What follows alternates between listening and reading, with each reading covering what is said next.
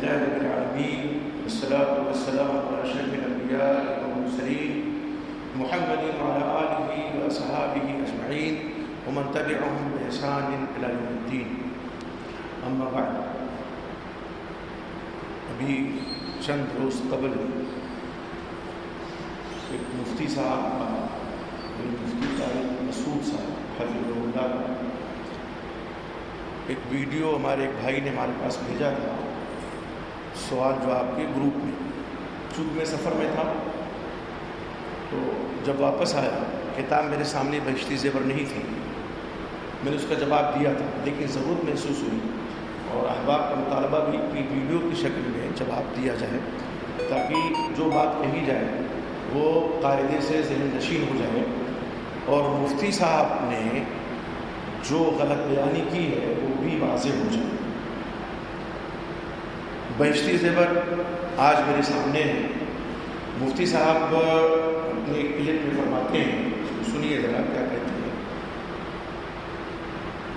ایک صاحب کہنے لگے بہشتی زیور ہے نا، میں اکثر ترغیب دیتا ہوں تسہیل بہشتی زیور، فقہ کی کتابیں رکھیں پڑھیں. ایک صاحب کہنے لگے اس میں مسائل قرآن و حدیث کے خلاف ہیں. اعتراض کرنے والے کرتے ہیں. میں نے کہا مثال کے طور پر، یہ میرا ٹاپک نہیں ہے، اب آ گیا تو بس یہ بات کر کے میں آگے چلتا ہوں. میں نے کہا مثال کے طور پر انہوں نے کہا کہ اس میں مسئلہ لکھا ہوا ہے کہ ایک آدمی نے شادی کی پاکستان میں، بیوی اس کی امریکہ میں، فون پہ نکاح ہو گیا. صحیح ہے؟ بندہ کہاں ہے؟ پاکستان میں. لڑکی کہاں ہے؟ امریکہ میں. واقعی لکھا ہوا ہے ایسے. پاکستان امریکہ کی مثال نہیں ہے لیکن بہت ڈسٹینس پہ ہیں کہ ان کا آپس میں ملنا ممکن ہی نہیں ہے. یہ پاکستان میں رہتا ہے، وہ امریکہ میں رہتے ہیں. نکاح ہو گیا، 1 سال کے بعد بچہ پیدا ہو گیا. تو بہشتی زیور میں لکھا ہے کہ یہ بچہ باپ کا کہلائے گا، یہ ناجائز بچہ بولو نہیں کہلائے گا. یہ کیا ہے؟ وہ آپس میں ملے ہیں ہی نہیں تو یہ حلال بچہ کہاں سے کہلائے گا؟ نہیں یاری بات سمجھ. اور یقین فقہ کی کتابوں میں لکھا ہوا ہے، یہ سب کتابوں میں یہ لکھا ہوا ہے کہ شوہر پاکستان میں، بیوی کہاں. یہ بیان ہے ابھی اور آگے ہم سنائیں گے انشاءاللہ. چھوٹی سی کلپ ہے. بہشتی زیور میرے سامنے موجود ہے. چلیے اس میں امریکہ کا ذکر نہیں ہے، پاکستان کا ذکر نہیں، کوئی بات نہیں، مثال ہے، مفتی صاحب دے سکتے ہیں اس حوالے سے. لیکن مفتی صاحب نے جو غلط بیانی کی ہے، 2 باتیں انہوں نے کہی. ایک تو یہ کہ حدیث کے خلاف نہیں بہشتی زیور میں کوئی مسئلہ، اور دوسرا یہ کہ جو مثال کسی نے دی ہوگی کہ بہشتی زیور میں یہ مسئلہ ہے کہ میاں پردیس میں ہے اور ادھر بچہ پیدا ہو گیا، یا شادی ہوئی ہے رخصتی نہیں ہوئی ہے بچہ پیدا ہو گیا. سوال اسی ہوا ہوگا، اس لیے کسی طرح کا اس میں جو ہے جواب موجود ہے، مسئلہ موجود ہے. مفتی صاحب نے اس کو امریکہ اور پاکستان کی مثال دے دی اور کہا کہ ادھر لڑکا ہو گیا، رخصتی بھی نہیں ہوئی ہے تو اسی کا ہے. دیکھیے پوری عبارت کس طرح سے وہ ہم یہاں دیکھتے ہیں. یہ ہے مسئلہ نمبر 9 اور چیپٹر ہے لڑکے کے حلالی ہونے کا بیان. مولانا اشرف علی تھانوی رحمۃ اللہ علیہ لکھتے ہیں نکاح ہو گیا لیکن ابھی رخصتی نہیں ہوئی تھی کہ لڑکا پیدا ہو گیا، تو وہ لڑکا شوہر ہی سے ہے، حرامی نہیں. کیا وہ لڑکا شوہر ہی سے ہے، حرامی نہیں. ابھی ہم عرض کریں گے کہ یہ مسئلہ ہی غلط ہے اور اس کا حرامی کہنا درست نہیں. اگر شوہر کا نہ ہو تو انکار کرے اور انکار کرنے پر لعان کا حکم ہوگا. یہ پوری عبارت جب آپ پڑھیں گے تو مفتی صاحب نے جو اپنے فتوے کے زور پہ ایک فحاشی کا دروازہ کھولنے کی کوشش کی ہے، وہ دروازہ انشاءاللہ بند ہو جائے گا. دیکھیے اس عبارت کے آخر میں کیا ہے؟ شوہر اگر انکار کرتا ہے پھر لعان ہوگا. لعان کی بیوی کو بلایا جائے، شوہر کو بلایا جائے، دونوں قسم کھائیں اور پھر اس کے بعد آخر میں کیا کہیں کہ اگر میں جھوٹا ہوں شوہر کہے تو میرے اوپر اللہ کی لعنت، بیوی قسم کھائے آج پر تو پھر کہے میں جھوٹی تو اللہ کی لعنت. یہ لعان کا پورا مسئلہ موجود ہے، کتب حدیث میں، قرآن میں ہے. تو کہتے ہیں لعان. مفتی صاحب کو اگر بیان کرنا تھا اور بہشتی زیور کا حوالہ دینا تھا تو پورا حوالہ دینا چاہیے تھا. یہ غلط بیانی انہوں نے کی ہے. ٹھیک ہے، یہ بتائیے کون آدمی ہے کہ جس کا عقد نکاح ہو اور ابھی رخصتی نہ ہو، اور جس لڑکی سے اس کا نکاح ہوا ہے 1 سال کے بعد اس کے یہاں میکے میں بچہ پیدا ہو جائے تو وہ قبول کر لے گا؟ کون قبول کرے گا؟ شاید بیعت اور شذوذ پر حکم نہیں لگایا جاتا ہے، شریعت کا حکم شذوذ پہ نہیں لگتا ہے. تو یہاں یہ مسئلہ انہوں نے غلط بیان کیا. ٹھیک ہے، آپ پاکستان کا حوالہ دیں، امریکہ کا حوالہ دیں کہ لڑکا پاکستان میں لڑکی امریکہ میں ہے، کوئی بات نہیں ہے. اس وقت خون کا بھی زمانہ نہیں تھا، خون کا بھی حوالہ دے سکتے ہیں، لیکن کم سے کم پوری بات تو آپ فرمائیں کہ اگر شوہر انکار کر رہا ہے تب کیا کریں؟ پھر لعان کی نوبت آئے گی، پھر جدائی ہو جائے گی دونوں کے درمیان. اور ایسے حادثات واقعات دور نبوی میں گزرے ہیں کہ نہیں گزرے؟ میں اس جانب نہیں جانا چاہتا، نفس مسئلہ کی طرف آئیے. دیکھیے مسئلہ نمبر 10، حضرت فرماتے ہیں میاں پردیس میں ہے اور مدت ہو گئی، برسیں گزر گئیں کہ گھر نہیں آیا، اور یہاں لڑکا پیدا ہو گیا، تب بھی وہ حرامی نہیں، اسی شوہر کا ہے. اگر وہ خبر پا کر انکار کرے گا تو لعان کا حکم ہوگا. خبر پا کے انکار کرے، برسے کی کوئی قید نہیں ہے، برسے کی برسیں ہو گئی، مدت ہو گئی، تو برسے 2 سال 3 سال ہے کہ نہیں؟ برسے تو جمع ہے نا، 3 4 5 10 سال. یہی حضرت اسی صفحہ میں 240 نمبر ہے، مسئلہ نمبر 7 میں ارشاد فرماتے ہیں کسی کا شوہر مر گیا تو مرنے کے وقت سے اگر 2 برس کے اندر لڑکا پیدا ہو تو حرامی نہیں بلکہ شوہر کا لڑکا ہے. ہاں اگر وہ عورت اپنی عدت ختم ہو جانے کا اقرار کر چکی ہو تو مجبوری ہے، اب حرامی کہا جائے گا. اور اگر 2 برس کے بعد پیدا ہوا ہو تب بھی حرامی ہے. خود اپنا بیان کیا ہوا مسئلہ اس کو توڑ رہے ہیں. برسیں ہو گئی ہیں اور پھر بھی حرامی نہیں ہے، برسیں ہو گئی، شوہر کی وفات ہو گئی. آپ مسئلہ بیان فرما رہے ہیں، اب شوہر کی وفات کے 2 سال کے بعد بچہ پیدا ہوا تو برسیں ہونے کے باوجود حرامی نہیں ہے، تو 2 سال کے بعد پیدا ہوا تو حرامی کیسے ہو جائے گا؟ فرما رہے ہیں حرامی ہے. تو خود اپنا بیان کیا ہوا مسئلہ خود حضرت نے توڑ دیا. ٹھیک ہے، اب یہ مسئلہ بھی کیا شریعت کے مطابق ہے؟ مفتی صاحب آگے ارشاد فرماتے ہیں چاروں فقہ میں یہ ہے. کہاں چاروں فقہ؟ ہاں فقہ حنفی میں ہے، اور چونکہ یہ کتاب فقہ حنفی پر مشتمل ہے. ٹھیک ہے، شاذ و نادر لاکھوں میں کوئی ایسا واقعہ ہوتا ہے جس کو فقہا نے ذکر کیا ہے، اور اکثر مدت بیان کی عمل کی 2 سال. خود حضرت نے اکثر مدت بیان کی ہے 2 سال اسی بہشتی زیور میں کہ اکثر مدت حمل کی کیا ہے 2 سال ہے، اقل مدت کیا ہے 6 مہینہ. تو اقل مدت کا ذکر قرآن میں ہے، حملہ وفصالہ 30 شہرا، کہ حمل اور دودھ چھڑانے کی مدت کی 30 مہینہ ہے.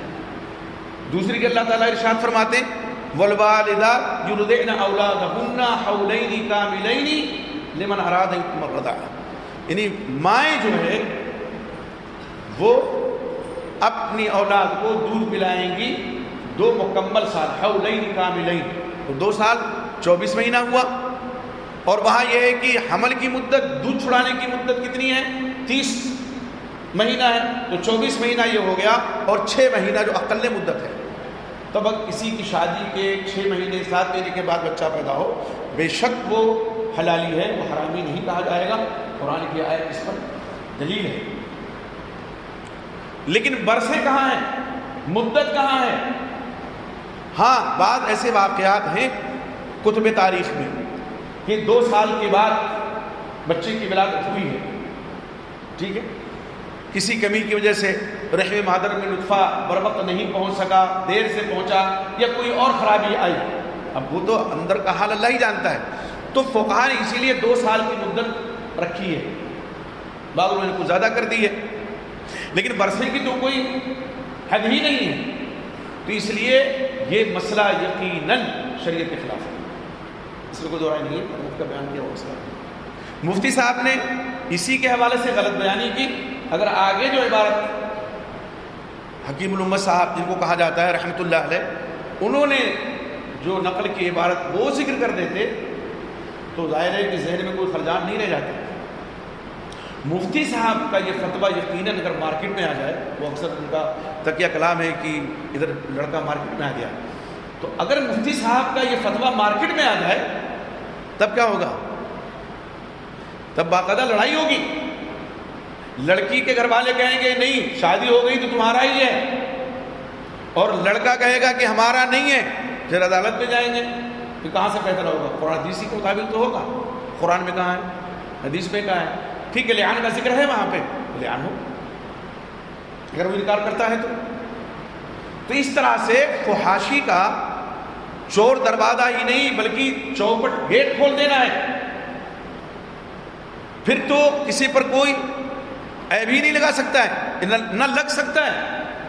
تو اس لیے مفتی صاحب کا حفظہ اللہ کا یہ کہنا کہ قرآن حدیث کے خلاف مسئلہ نہیں، غلط ہے یہ بھی. اور یہ انہوں نے غلط بیانی سے کام لیا ہے کہ صرف کیا ہے یہ بیان کر دیا کہ لڑکا پاکستان میں ہے، لڑکی امریکہ میں ہے، فون پہ نکاح ہو گیا اور اس کے بعد بچہ پیدا ہو گیا تو ثابت النسب ہے، اسی کا مانا جائے گا. بیشتی دیور میں لکھا ہے. آگے آپ نے کیوں نہیں بیان کیا؟ تو اب ظاہر بات ہے لوگ تو اس کو شریعت کا مسئلہ سمجھیں گے. آگے ارشاد بھی فرما رہے ہیں کہ یہ فقہ کی بات ہے، مطلب قرآن حدیث کی بات نہیں ہے. اور فقہ کا نمبر کیا ہے؟ چوتھا ہے. تو اسی طرح سے آپ دیکھیں اسی بہشت دیور میں چند مثالیں میں دیتا ہوں تاکہ وقت زیادہ نہ لگے. اسی بہشتی دیور میں دیکھیے وضو کا جہاں بیان ہے، یہ دیکھیں کہتے ہیں کہ حدیث کے خلاف کوئی مسئلہ نہیں ہے، وضو کا بیان.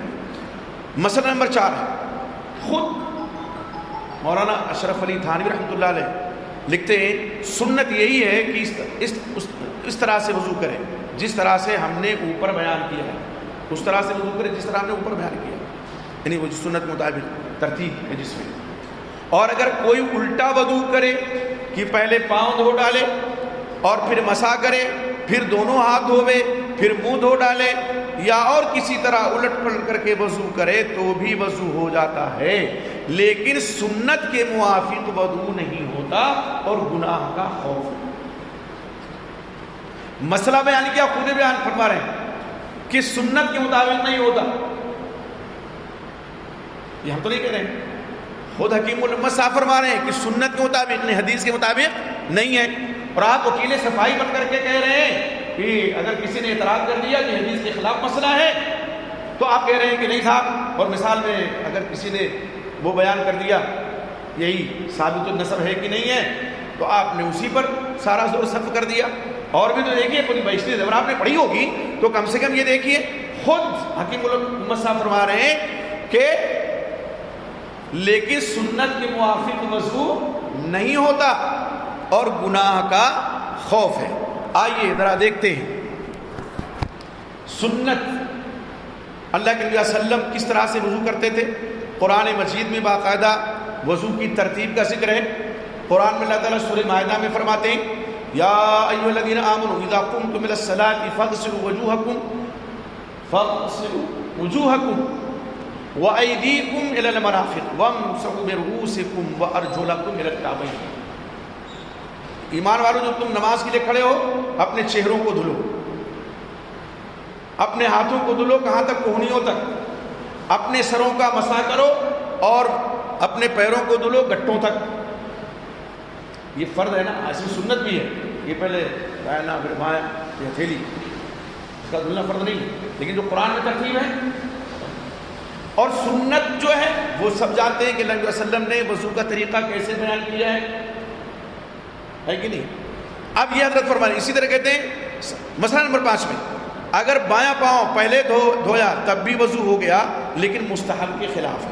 بایاں پر پہلے دھلا پھر بھی وضو ہو گیا لیکن مستحب کے خلاف ہے.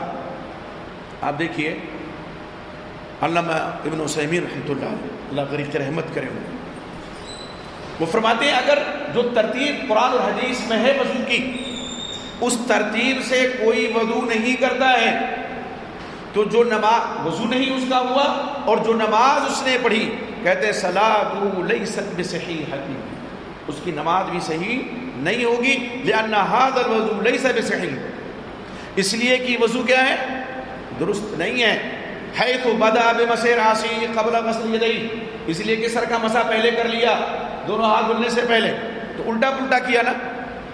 ٹھیک ہے، اس میں ائمہ کا اختلاف ہے.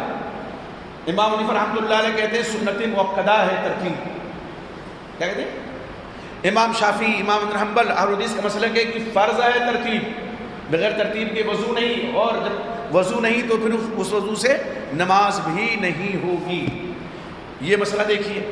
آگے دیکھیے، اور ایک دو تین مسئلے میں بیان کر کے ختم کروں کہ کس طرح سے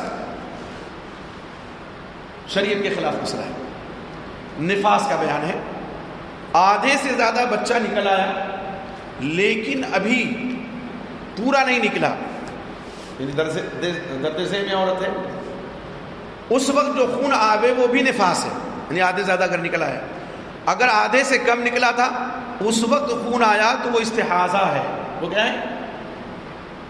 اگر ہوش و حواس باقی ہو تو اس وقت بھی نماز پڑھے، نہیں تو گناہگار ہوگی. نہ ہو سکے تو اشارہ ہی سے پڑھے، قضا نہ کرے. لیکن اگر نماز پڑھنے سے بچہ کے ضائع ہو جانے کا ڈر ہو تو نماز نہ پڑھے. ٹھیک ہے. اب کہتے ہیں اگر نہیں پڑھتی ہے تو گنہگار ہوتی ہے. ٹھیک ہے، ضائع ہونے کا ڈر ہے تو کہہ دیا کہ نہ پڑھے. لیکن اگر ضائع ہونے کا ڈر نہیں ہے تو بھی پڑھے. کہتے وہ استحاضہ ہے، نفاس کا خون نہیں. فقہ حنفی ہی میں باقاعدہ یہ مسئلہ موجود ہے کہ دم مسفور ناقض وضو ہے، بہتا ہوا خون. آدمی کو زخم لگا، با وضو تھا تو وضو اس کا ٹوٹ گیا اگر خون رہ گیا تو. اور یہاں تو بہت سے مفتی صاحب فتووں کے زور پہ، امام صاحب دانت میں اگر خون نکلا ہے تو بھی نماز دہروا دیتے ہیں، مجھے بیان کیا کسی موقع پہ. ٹھیک ہے. اب استحاضہ کا خون ہے پھر بھی کیا ہے؟ جو نکل رہا ہے وہ خون استحاضہ کا ہے. ہوش و بات برقرار ہے تو ضرور نماز پڑھے. نہیں پڑھے گی تو کیا ہوگی؟ کہاں ہے قرآن میں، کہاں ہے حدیث میں؟ یہی مسئلہ میں عرض کروں. ہمارے سمدھی ہیں ڈاکٹر وجاہت حسین صاحب حفظہ اللہ، دیوبندی مکتب فقہ سے ان کا تعلق تھا. ہمارے ہاں ان کی لڑکی کی شادی تیجی سے ہوئی تو یہ بہشتی زیور دیا تھا. ہم عمرہ کرنے گئے ان کے ساتھ. میں نے یہ ترغیب دی کہ اللہ نے آپ کو نوازا ہے تو عمرہ کرنے سے. میں تھا، میرے والد صاحب تھے اور وہ 3 لوگ تھے. یہ واقعہ یاد آ گیا. ہمارے واقعہ ہے. میرا پروگرام وہاں کے احباب نے جدہ میں 3-4 پروگرام رکھے تو ایک میں تو نہیں لے گیا لیکن اور پروگراموں میں لے کر کے دونوں کو گیا. ایک جگہ بیٹھے ہوئے تھے، لائبریری تھی، تو ہم نے کہا بھائی دیکھیے آپ کے اس کتب خانے میں بہشتی زیور ہے؟ کہنے کا ہاں ہے. ہم نے کہا نکالیے. اب بہشتی زیور جب نکالی تو ہم نے کہا ڈاکٹر صاحب آپ ڈاکٹر ہیں، یہ مسئلہ میری سمجھ میں نہیں آ رہا ہے، اس کو ذرا سمجھا دیجیے. آپ جانتے ہیں ہم مولانا بڑی عقیدت تھی ہمیں تو.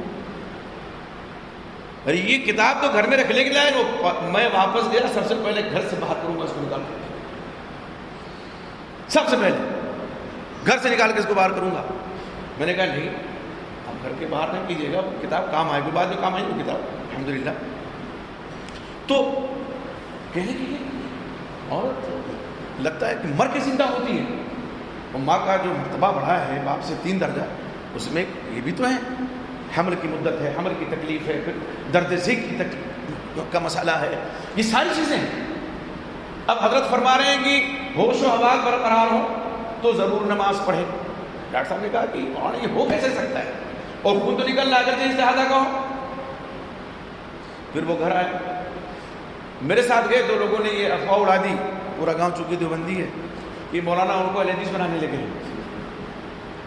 حالانکہ سورہ فاتحہ الحمدللہ شروع کر دیا تھا انہوں نے.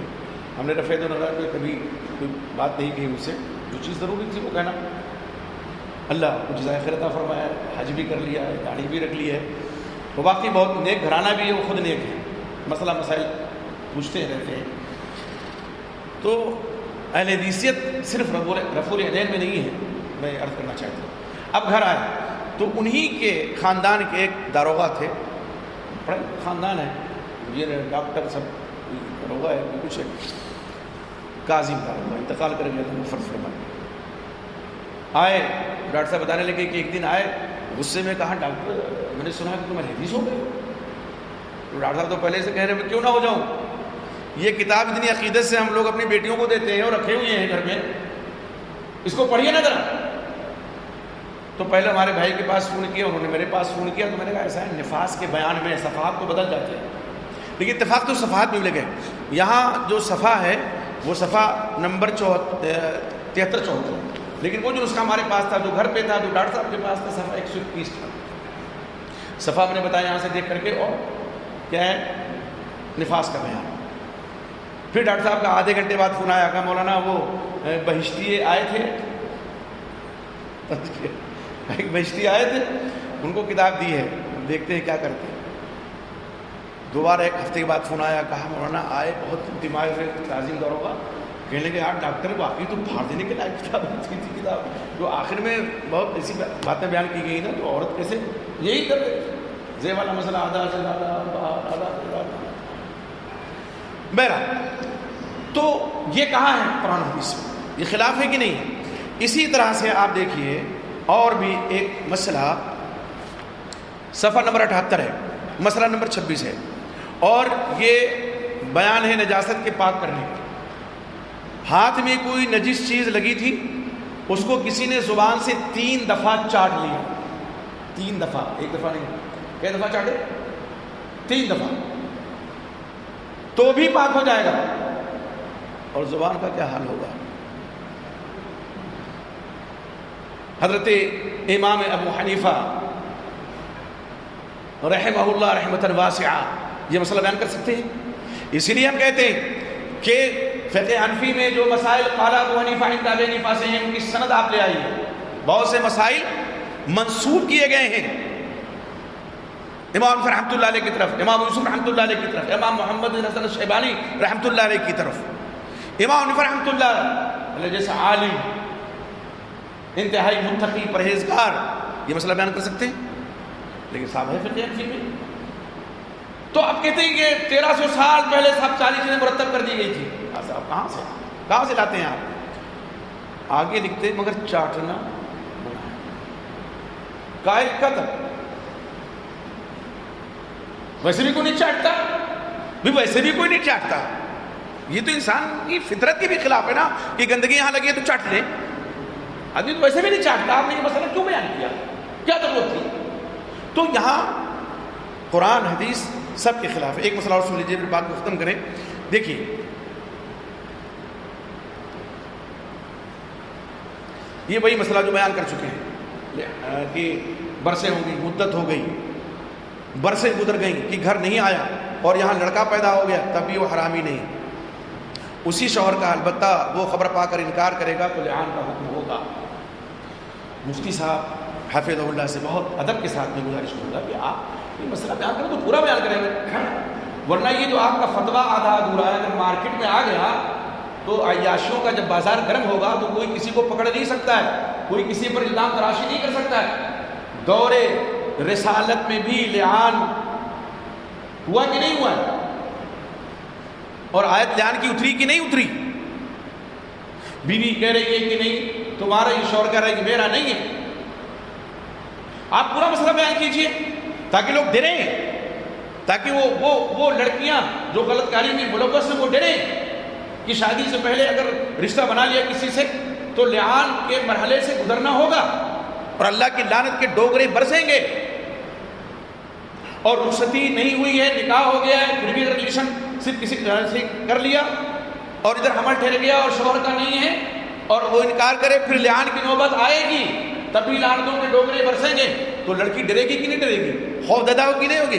آپ تو صاحب چوپٹ دروازہ کھول لیں عیاشی کا کہ یہ پاکستان میں ہے, وہ امریکہ میں ہے, لڑکا پاکستان میں ہے اور لڑکی امریکہ میں ہے, پھول سے نکاح ہوا اور ادھر لڑکا ہو گیا, تو ثابت النسب مانا جائے. کیسے مانا جائے گا؟ آپ دیکھیے, وہ بھی کہتے ہیں کہ حضرت سلیمان علیہ السلام کے زمانے کو جو بزرگ نے کہا تھا نا, پہلے تو عفریت جن نے کہا تھا, پھر بزرگ نے کہا کہ پلک جھپکتے ہم سیکنڈوں میں لے آئیں گے تخت بلقیس کا, وہ لے کے بھی آئے. دیکھو وہ کرامت ہوئی کہ نہیں ہوئی؟ کرامتوں کا کوئی منکر نہیں ہے, کرامتوں کا کوئی منکر نہیں ہے, لیکن جو صاحب کرامت ہو اس کے بارے میں کہیے نا. امریکہ میں زیادہ تر لوگ کیا ہیں؟ آزاد خیال لوگ ہیں, جو مسلمان یہاں سے جاتے ہیں وہاں بود و باش اختیار کرتے ہیں، ان میں بھی اکثریت کیا ہے؟ مغرب زدہ ہو جاتی ہے. نماز سے مطلب نہیں، روزے سے مطلب نہیں، اخلاقیات کا دور دور تک پتہ نہیں، اور صاحب کرامت ہو گئی ہے شوہر کی. کیا ہے؟ کرامت ہو گئی. بے نمازی ہے لیکن کرامتی ہے، روزہ نہیں رکھتا لیکن کرامتی ہے صاحب، ہے کہ نہیں ہے؟ کوئی نیک عمل نہیں کرتا لیکن ہے کرامتی.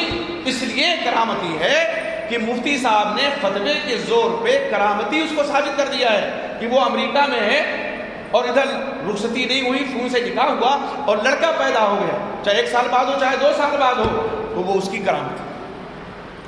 اب یہ سوچا ہوگا مفتی صاحب نے کہ ہضم نہیں ہوگا، تب جنات کا شوشہ چھوڑ گیا، جنات اٹھا لے گئے. اچھا جنات اٹھا کے لے جائیں گے تو شوہر کو پتہ نہیں چلے گا، بیوی کو پتہ نہیں چلے گا، ملیں گے آپس میں جب. چلو ہم مان لیتے ہیں مفتی صاحب نے ایک جنات کو متعین کر دیا، جا جنات جتنی شادیاں اس طرح فون پر ہو سب کو لے جا کر کے ملا دے. ٹھیک ہے، وہ طاقت رکھتے ہیں ایسی، تو پتہ نہیں چلے گا شوہر کو.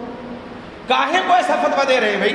بہشتی زیور کا حوالہ دیا، غلط حوالہ دیا، پوری عبارت کی پیش فرمائی، اور اس میں بھی جو بات ہے وہ کتاب و سنت سے متصادم ہے کہ نہیں؟ بلکہ حیات سے متصادم ہے. اس لیے ایسا فتویٰ صادر نہیں کرنا چاہیے جس سے فحاشی کا دروازہ کھل جائے. پھر تو کسی پر کوئی انگلی نہیں اٹھا سکتا ہے. پھر تو اگر کوئی بے سوا عورت ہے اور اس کی شادی ہو گئی اور ابھی اس کی عادت ختم نہیں ہو رہی ہے اور کسی اور کا نطفہ لیے پھر رہی ہے پیٹ میں، تو اور شوہر انکار کر رہا ہے، لیکن کہنے صاحب مفتی صاحب نے فتویٰ دیا ہے اسی کا ہے. پوری بات آپ نے بہشت زیور ہی کی بات کی تو پوری بات آپ کو بیان کرنا چاہیے کہ نہیں کرنا چاہیے تھا؟ یا علت و حرمت کا مسئلہ ہے، حلالی ہے کہ حرامی ہے، یہ مسئلہ ہے. آپ اس کو روا روی میں فتویٰ دے رہے ہیں اور فرماتے بھی ٹاپک میرا نہیں ہے. تعجب کی بات ہے. میں بہت ادب کے ساتھ مفتی صاحب کو گزارش کرتا ہوں، صاحب آپ ٹھیک ہے آپ کے فالوور لاکھوں میں ہوں گے، لیکن لاکھوں میں فالوور ہونے کا مطلب یہ نہیں کہ آپ حق پر ہیں، آپ حق پر ہو جائیں گے.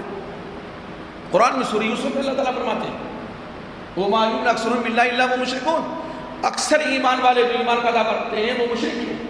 قرآن میں اللہ نے فرمایا وَقَلِيلٌ مِّنْ عِبَادِيَ الشَّكُورُ، میرے شکر گزار بندے کم ہیں. آج لوگوں نے معیار بنا لیا جس کے جتنے زیادہ فالوور ہوں گے اس کی اتنی ہی بات زیادہ مضبوط ہوگی. یہ بنیادی طور پر غلطی ہے اور اس غلطی سے عوام الناس کو نکلنا ہوگا اور اپنے ذہن کو صاف کرنا ہوگا. فالوور تو ایسے ہی چٹکلے چھوڑ چھوڑ کر کے لوگ بنا لیتے ہیں. دین میں چٹکلا بازی نہیں ہے، دین میں حقائق ہے، کتاب و سنت ہے، دین منہج صحابہ ہے. دین چٹکلے کا نام نہیں ہے.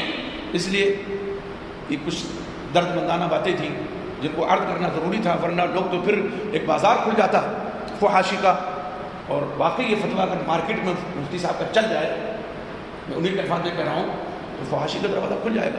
اللہ رب العزت ہمیں آپ کو سب کو توفیق عطا فرمائے کہ قرآن و حدیث پر عمل کریں، کتاب و سنت پر چلیں اور ایسے فتووں کو کوئی اہمیت نہ دیں. اللہ تعالیٰ مفتی صاحب کو بھی سمجھ عطا فرمائے، ہمیں بھی انہیں سمجھ عطا فرمائے اور ان تمام لوگوں کو راہ ہدایت کا گامزن فرمائے. ایک صاحب کہنے لگے بہشتی زیور ہے نا، میں اکثر ترغیب دیتا ہوں تسہیل بہشتی زیور، فقہ کی کتابیں رکھیں پڑھیں. ایک صاحب کہنے لگے اس میں مسائل قرآن و حدیث کے خلاف ہیں. اعتراض کرنے والے کرتے ہیں. میں نے کہا مثال کے طور پر، یہ میرا ٹاپک نہیں ہے، اب آ گیا تو بس یہ بات کر کے میں آگے چلتا ہوں. میں نے کہا مثال کے طور پر، انہوں نے کہا کہ اس میں مسئلہ لکھا ہوا ہے کہ ایک آدمی نے شادی کی پاکستان میں، بیوی اس کی امریکہ میں، فون پہ نکاح ہو گیا. صحیح ہے نا؟ بندہ کہاں ہے؟ پاکستان میں. لڑکی کہاں ہے؟ امریکہ میں. واقعی لکھا ہوا ہے ایسے. پاکستان امریکہ کی مثال نہیں ہے لیکن بہت ڈسٹینس پہ ہیں کہ ان کا آپس میں ملنا ممکن ہی نہیں ہے. یہ پاکستان میں رہتا ہے، وہ امریکہ میں رہتے ہیں، نکاح ہو گیا، 1 سال کے بعد بچہ پیدا ہو گیا. تو بہشتی زیور میں لکھا ہے کہ یہ بچہ باپ کا کہلائے گا، یہ ناجائز بچہ بولو نہیں کہلائے گا. کہنے لگے یہ کیا ہے؟ وہ آپس میں ملے ہیں ہی نہیں تو یہ حلال بچہ کہاں سے کہلائے گا؟ نہیں یاری بات سمجھ. اور یقین فقہ کی کتابوں میں لکھا ہوا ہے، یہ سب کتابوں میں یہ لکھا ہوا ہے. کہ شوہر پاکستان میں، بیوی کہاں؟ بولو، امریکہ میں. یہ چاروں فقہ کی کتابوں میں لکھا ہوا ہے. بہشتی زیور میں تو وہیں سے لیا ہے کہ یہ پاکستان میں اور وہ امریکہ میں. سال نکاح ہوا ہے ٹیلی فون پہ، کوئی ملاپ نہیں. کیسے ملیں گے بھائی؟ سال کے بعد بچہ مارکیٹ میں آ گیا. تو شریعت کیا کہتی ہے؟ فقہ کے مطابق یہ باپ کون ہے؟ اس بچے کا باپ ہے. اس کو ناجائز کہنے کی آپ کو اجازت؟ بولتے کیوں نہیں؟ نہیں. ایک صاحب مجھ سے الجھ پڑے کہ یہ بہشتی زیور کا مسئلہ قرآن حدیث کے خلاف ہے. میں نے کہا کون سی حدیث کے خلاف ہے آپ یہ بتا دیں. تو وہ بچہ فقہ کی تمام اسلامک لا کی تمام کتابیں جو 1300 سال پہلے مرتب ہوئی ہیں قرآن حدیث کی روشنی میں، وہ چاروں فقہ کیا کہتے ہیں کہ بچہ کیا کہلائے گا؟ حلال. میاں بیوی ہیں تو بچہ کس کا ہے؟ میاں بیوی کا ہے، بس دیٹس آل.